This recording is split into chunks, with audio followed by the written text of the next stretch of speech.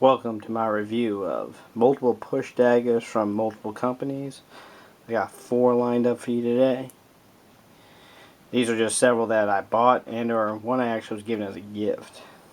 First is the Honshu United Cutlery Tanto blade.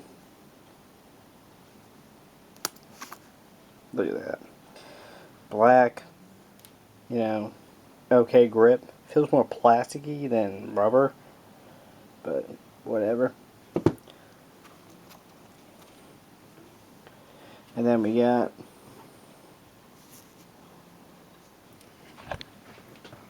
the shadowtech push dagger. This is the largest one I got.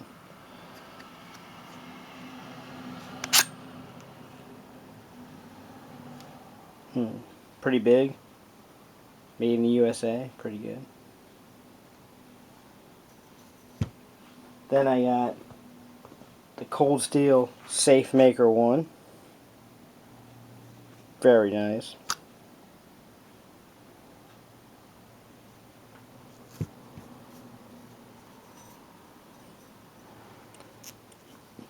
And then I got the Cold Steel Safekeeper 2.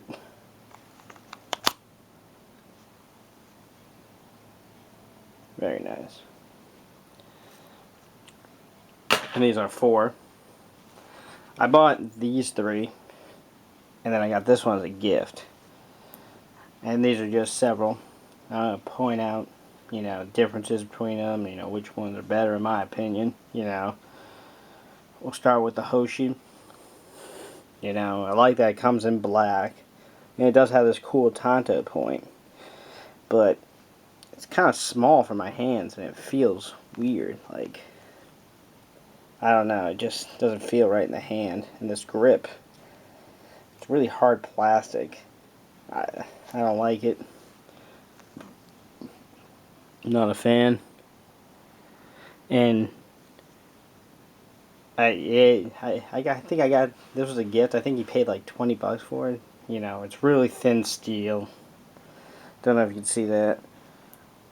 I ain't a fan of it.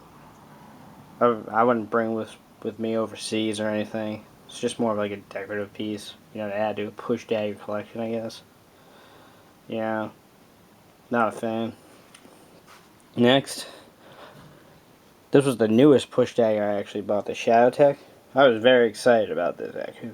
It's made in the US of A. It's black, which is superb, not reflective. But the problem I came with this one is, and I hate to say it because I was so excited for this one, is the grip.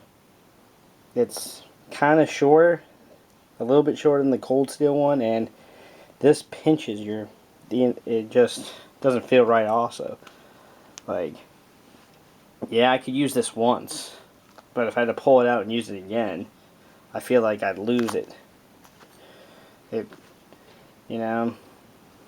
Not a fan. I like it, it's cool, but I wouldn't bring this one with me either. I'd probably have this as a backup just in case I lost the other ones, because it is a good knife. It's made in the USA. It's pretty sharp. This is going to go through you. Similar to the Cold Steel Safe Maker. And I do like it, but it does have a $100 price tag, which is a bit steep for some people. I don't mind paying the extra money for a quality knife, but I wish the handle would have been better, because that's the only thing that I had a problem with this knife. Other than that, I enjoyed it.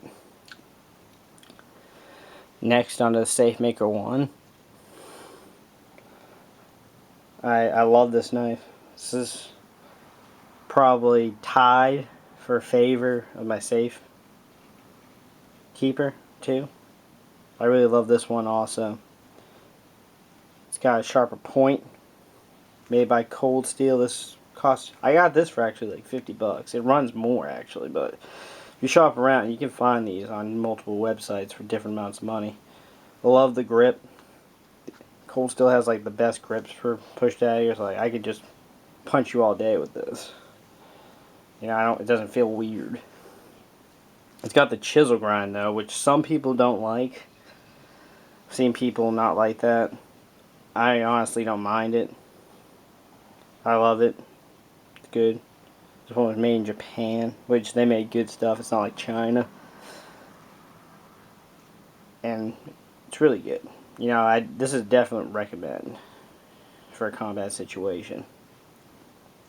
And next is my favorite and my most used. I carried this with me while I was deployed in Iraq. My Safekeeper 2. Love it. Feels perfect in the hand. You know, you can use it to cut 550 cord as well as, you know, harm and incapacitate an enemy. And it's just beautiful knife. I'm not even going to detail because there's already people on YouTube reviewing this, and they all have good things to say about it. You know, I haven't come across a single person that said they didn't like this knife.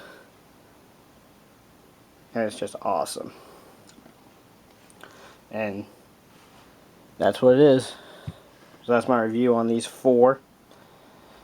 You know, I would get more, but they all seem cheap quality. I know Benchmade makes one. Benchmark, whatever. They make one too, which I was thinking about getting that one. That one looks of pretty good quality. And then I know Surefire was going to come out with one, and then it got halted. I was really excited for that one that was coming out, the Surefire, and it got halted. But the one thing people tell me, they're like, you carry this in combat, it's reflective. You know, give you away you position the enemy. And I'm like, yeah, but except that's not how I carry it. I don't carry it like this on my fucking chest. And I actually am going to show you how I carried it also. Because people always ask me, how do you carry it? So I'll show you.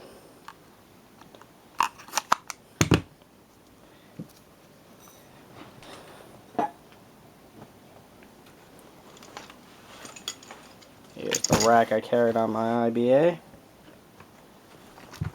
You got, you know, magazines. 8 magazine load. And I got this 30 mic pouch. What you do is you attach the 30 mic pouch to it. Then you're going to take Cold Steel Safe Maker 2 and basically put it in like this.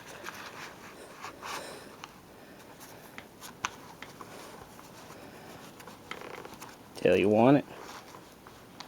And then push it, clamp it. Okay. That's how you do it.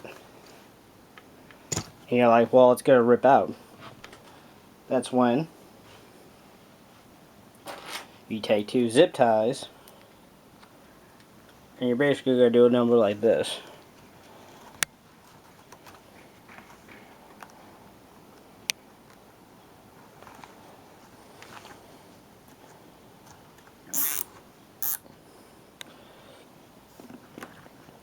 You know, you just got to get a little MacGyver on you and zip tie these both holes right here. That's what they're made for.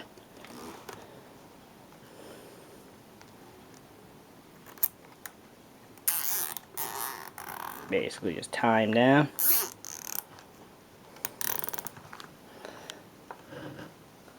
Tie them down like that. And then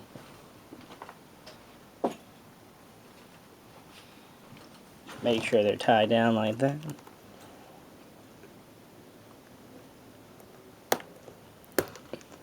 Cut them like that. Now while I was deployed, I burned these so they weren't as sharp, you know. You never know, get cut or something. Don't want to hit my hand on it or something. But there you go. Perfect. And now that ain't coming out. Now that's only coming out of there when you want it. Then you stick it back in.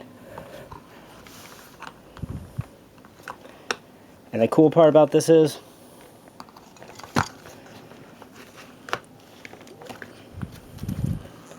people don't even know what it is.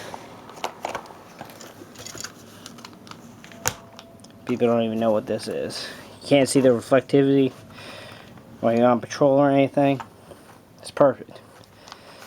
And you know, the pouch comes in, you know, any colors. It comes in the new multicam as well as OD, tan, coyote brown for the Marines.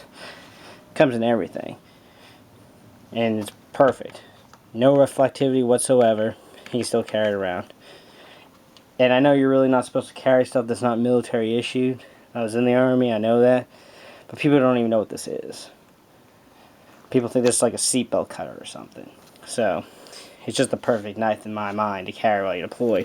Just in case you get those douchebags that don't want you carrying around any extra stuff. You know, while I was deployed, people thought this was a seatbelt cutter.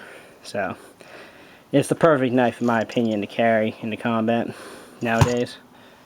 But, you know, tell me what you think. And y'all stay safe out there, YouTube. And if you know anything else, just tell me. Peace.